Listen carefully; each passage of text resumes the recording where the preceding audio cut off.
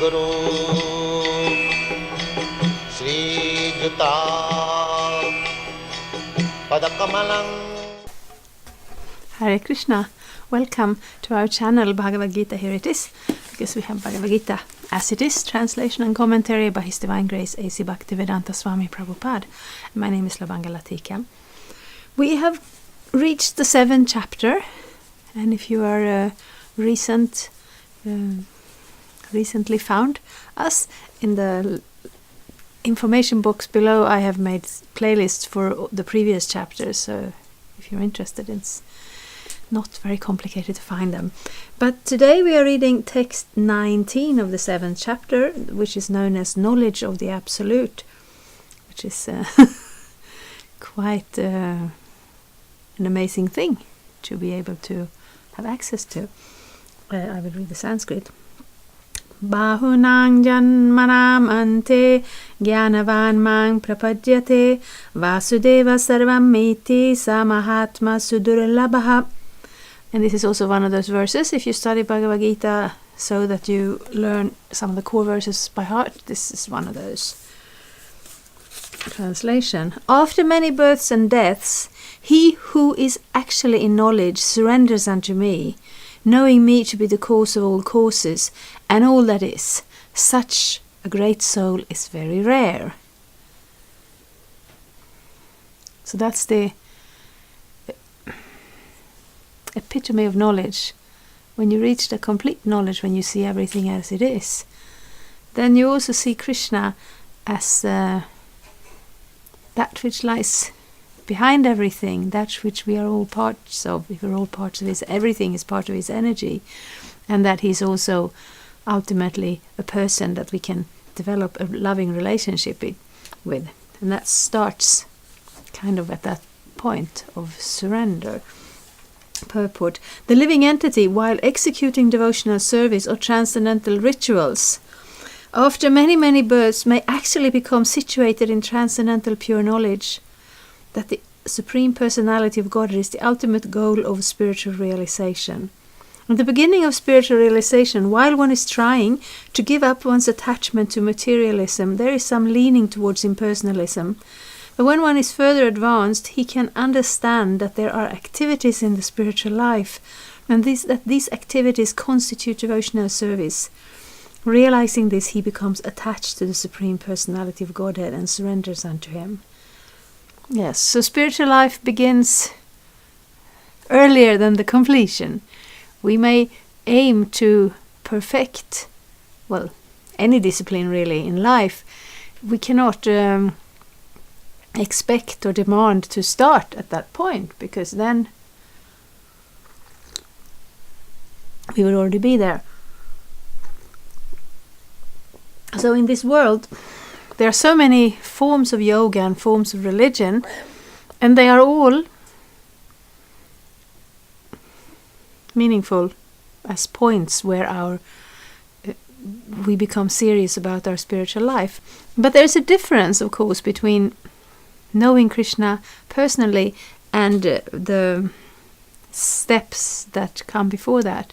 One such step is to realize that this material world is temporary and full of sufferings. And that is also a quite advanced level, because we are surrounded by a culture that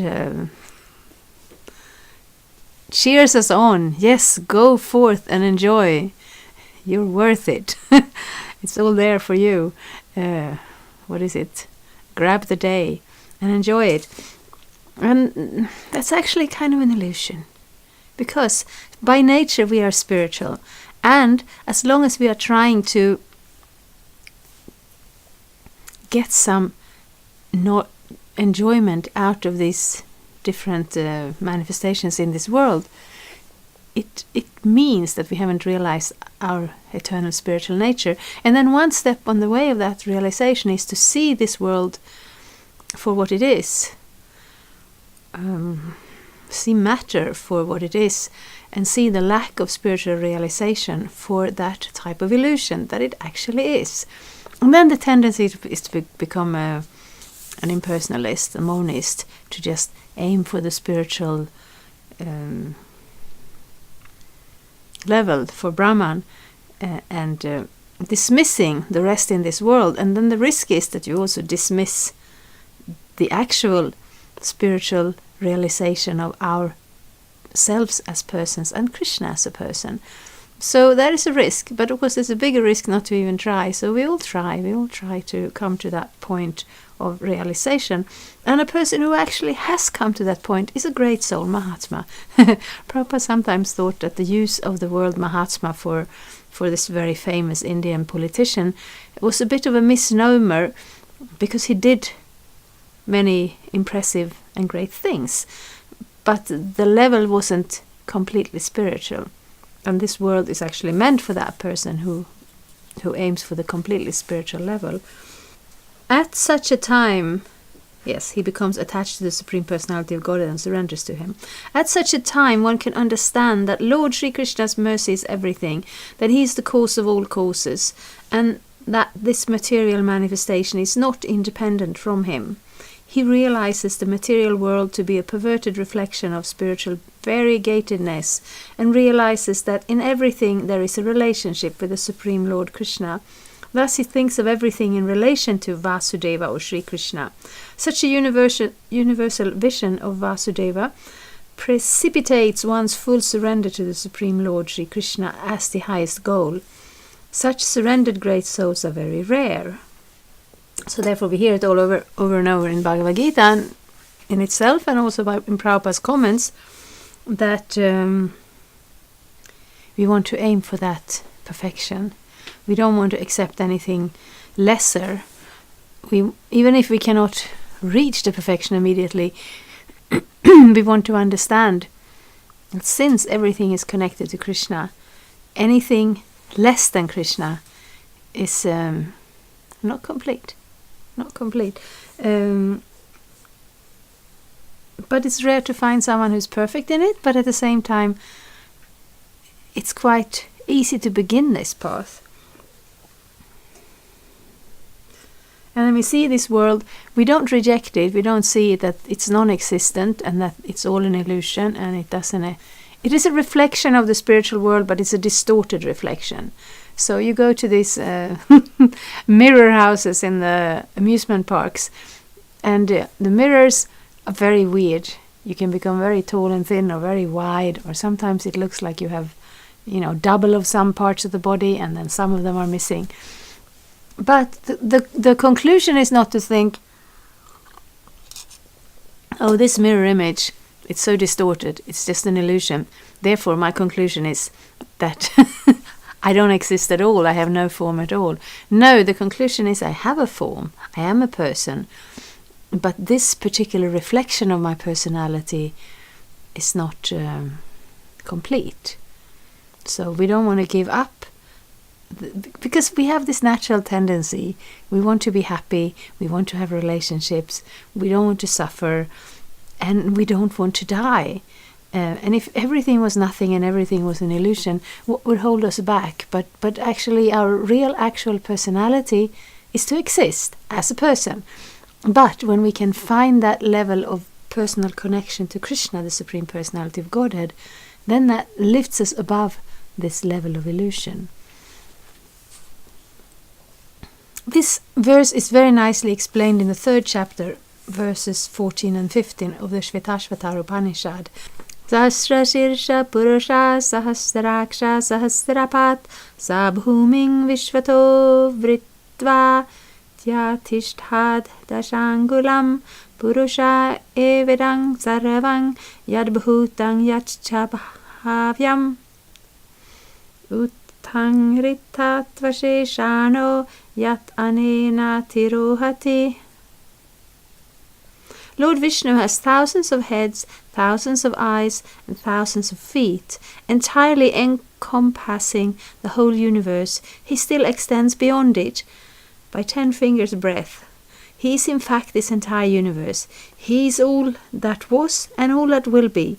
He is the Lord of immortality and of all that is nourished by food. In the Chandogya Upanishad 5.1.15 it is also said, Na vaivacho na chakshungshi na shrotrani na manangshi Pratyakshyate prana iti evakshyate prano hyevaitani sarvani bhavanti. In the body of a living being, neither the power to speak, nor the power to see, nor the power to hear, nor the power to think is the prime factor. It is life which is the center of all activities. Similarly, Lord Vasudeva, or the personality of Godhead, Lord Sri Krishna, is the prime entity in everything.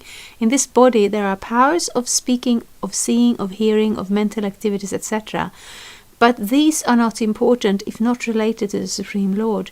And because Vasudeva is all-pervading and everything is Vasudeva, the devotee surrenders in full knowledge. Yes, we can compare with Bhagavad-gita 7:17 and 11:40. Then of course I get very curious.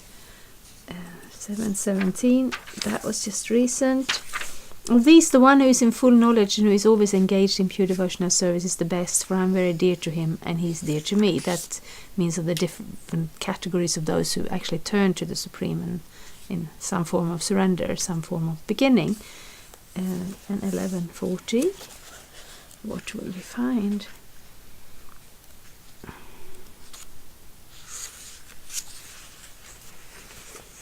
Obeisances to you from the front, from behind and from all sides. O unbounded power, you are the master of limitless might, you are all-pervading, and thus you are everything.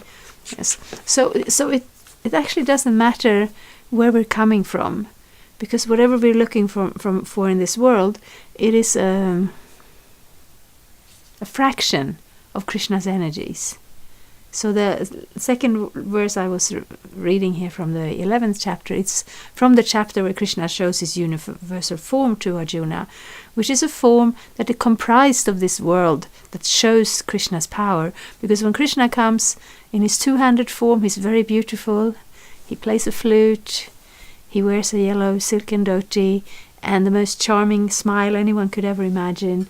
And everybody just is drawn to him. But then some people may draw the false conclusion that, oh, well, he's a little more beautiful and a little more charming, but, there's so many of us here with 2 arms and 2 legs and just people, so he's just another one of us. And then Arjuna actually asked him if Krishna thought it would be possible that he could get to see the universal form, because Krishna can manifest that, because this whole universe is just a manifestation of Krishna's different energies and potencies in different combinations and manifestations. So for Krishna that's no problem. But we do find, especially in India but also some other places, that people claim to be avatars, incarnations of Krishna. And then the right question is to ask that, sounds very wonderful, maybe you could show me your universal form. And then sometimes they say, you don't have the eyes to see it. And then you may say, but you can give me the eyes to see it. Because that's what Krishna did to Arjuna, so it's quite possible. But nobody else is God. Krishna, he's behind all the manifestations of different Vishnu forms. He's the original. Ishvara Parama Krishna Satchitananda Vigraha Anadir Adir Govinda Sarvakarana Karanam. He's always the original. And the original relationship is towards him. And we come at it from different angles. And here this person, after many births and deaths, we may not realize it immediately. It may take a while. We may get a wrong idea. Or especially, it doesn't have so much to do with our level of intelligence, really. It more has to do with the level of our heart, the level of our desire. Because as long as we are trying to somehow or another find a platform of enjoyment separate from Krishna, then this illusion will be a welcome gift for us. But once we come to that point where we're looking for the Supreme, and this, we hear that, the person who actually wants knowledge of the Supreme and surrenders unto him, that is the person who is best able to gain this realization. But all the persons who come closer to God, they are ultimately, very magnanimous and pious souls. And they will make some advancements, but it may take some time. Of course, in this age, we don't have so much time. It's said that this is the Kali Yuga, and our kind of maximum life length is 100 years, and sometimes shorter. Occasionally, a couple of years beyond, but not much. Previous ages, it's something that's very puzzling from us that come from this culture. We hear about the Bible, the Old Testament, all these people who are 700, 800, 900 years old, and we're thinking, that must be a mistake in the translation. But it's quite possible that they come from the previous age, because then the life was much longer. But it doesn't matter. You live 100 years, you live 1,000 years, you're in this material world, and then you die, because when the body is finished, you die. And we see that somebody who's alive has all these capabilities here, the power to speak, the power to see, the power to hear, and to think. And that's, of course, shows you that there's a person there. But it's not that you have a body and some bodies have these abilities. It's like the other way around. You have a soul, and that soul is covered by a body. And depending on the level of our consciousness, depending on the karma that brought us to this specific body, our level of expression and consciousness is manifested proportionately. So as human beings, we have quite the capacity to think and understand and turn to God. The demigods, we don't see them a lot. They have the heavenly planets. They are quite far away in previous ages, and maybe there are places where people are still pious, where this yagyas and this dedication and connection to spirituality is there. Then the demigods, they are able to come. The devas, they can come here. But, they wouldn't come to the city and, get on the bus or, breathe the bad air, or in the hustle and bustle where people are queuing up. And that's not their scene. No, they are coming when the atmosphere is very pure and very mode of goodness and very connected to the Vedic rituals and traditions and yagyas especially. Then they come because it's like an exchange. We give them yagyas and they give us whatever it is that we need. Of course, that is not what Krishna is recommending. What I wanted to say is the level of consciousness in a demigod is even more manifested than in us. They can travel between the planets. They can do things that seem unimaginable to us, just as we can do things that seem unimaginable to dogs and the birds and the fish. But what lays behind all of this is the consciousness of the soul. So our consciousness, well, it doesn't really matter our worldview, if we have a spiritual worldview or a materialistic worldview. Just the fact that we are that spirit soul in the body makes it so that that is the center of everything in our lives. We may surround ourselves with so many things, but the fact that we are conscious, that is at the very core of existence. Without consciousness, we wouldn't exist. And I'm sure you can do that nowadays. You can create some robots or some computers that can measure light, or can record the sights, that can record the sounds, that can measure the temperatures, but they don't have consciousness. We have consciousness. And the ultimate conclusion from that is that reality is based on consciousness. And in this world, whatever is dull matter means the consciousness is covered, the spiritual nature is covered. So Bhagavad-gita invites us to that spiritual world and invites us to travel this path where we can actually realize ourselves in relationship to the Supreme. Hare Krishna. There are some links below for finding Bhagavad-gita, finding a temple, and finding the playlists for what has gone on before up to this point. And also, I welcome questions, and I'll do my very best to reply to them as soon as I see them. Thank you so much. Hare Krishna. Thank you for watching. We aim for updates every Tuesday and Friday. Please come back. If you have any questions or comments, please leave them down there. We also have some links and information for you. And there is, of course, the subscribe button. Thank you. Hare Krishna. I'm a Hare Krishna, and I approve this message. Subscribe. Hare Krishna, Krishna Krishna, Hare Hare, Hare Rama. Hare Rama, Rama Rama,